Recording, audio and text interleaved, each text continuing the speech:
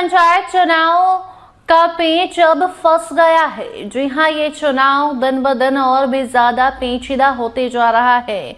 एक तरफ जहां पटना हाई कोर्ट ने शुरुआत में ही आदेश दिया था कि इस चुनाव को बेहद ही सही ढंग से कराना है, कोई इसमें धांधली नहीं होनी है, कोई इसमें मनमानी नहीं करनी है, पारदर्शिता के साथ पंचायत चुनाव को संपन्न कराना है, 6 पदों पर ईवीएम से वोटिंग करानी है।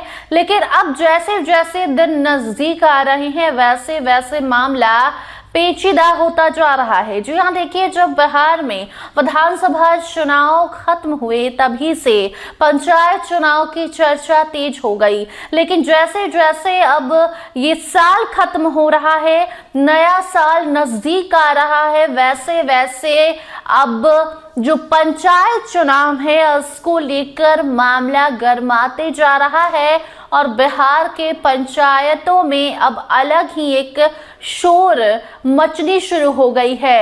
ये शोर है मुखिया लोगों की। जी हाँ, जो मुखिया हैं वो अब एक नया जो डिमांड है वो लेकर आ गए हैं। आपको हमने बताया भी था कि किस तरीके से मुखिया संघ की बैठक होती है, राज्य स्तरीय बैठक होती है और उस बैठक के बाद ये फैसला लिया जाता है कि सरकार से मांग करना है कि फिर से नए सिरे से परिसीमन किया जाए, यानी कि कौन से पंचायत में कौन सी जाति की संख्या कितनी है, ये सारे पंचायतों का, बिहार भर में जितने पंचायत है सभी पंचायत का जो डेटा है वो फिर से रिकॉर्ड किया जाए। और अगर आपको ध्यान हो तो वक्त ज्यादा नहीं है, 2026 की शुरुआत होने वाली है और पटना हाई कोर्ट ने पहले ही कह दिया है कि अप्रैल से जुलाई महीने तक आप चुनाव करा लीजिए, संपन्न करा लीजिए। तो वक्त ज्यादा नहीं है और ऐसे में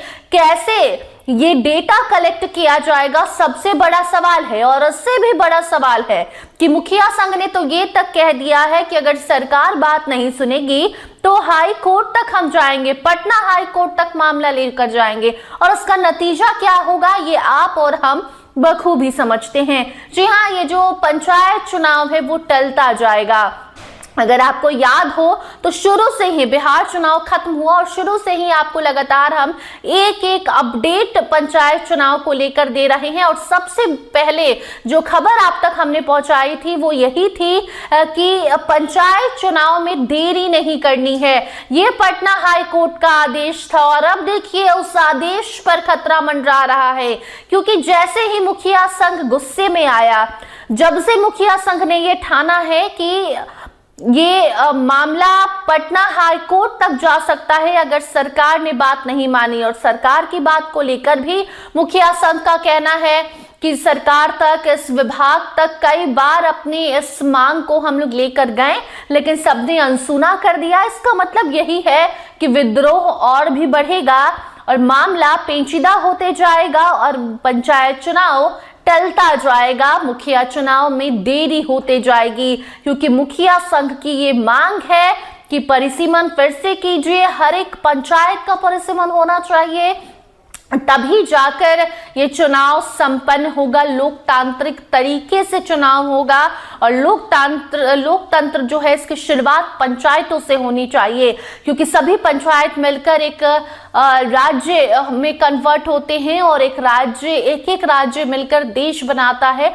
तो वैसे में ये जरूरी है कि लोकतंत्र एक पंचायत से शुरू हो। लेकिन सबसे बड़ा सवाल है कि अगर ये मांग सरकार नहीं सुनती है, जो कि अभी तक सुनते आई नहीं है, विभाग ने इस पर कोई टिक्का टिप्पणी की नहीं है, तो ऑब्वियस सी बात है कि ये मामला जाएगा कोर्ट तक। और जब कोर्ट कचहरी का मामला शुरू होता है तो किस तरीके से किसी भी मामला को बढ़ाया जाता है, जो सुनवाई है टलते जाती है, तो पेच किस तरीके से फंसता है ये सबको पता है और खासकर बिहार में।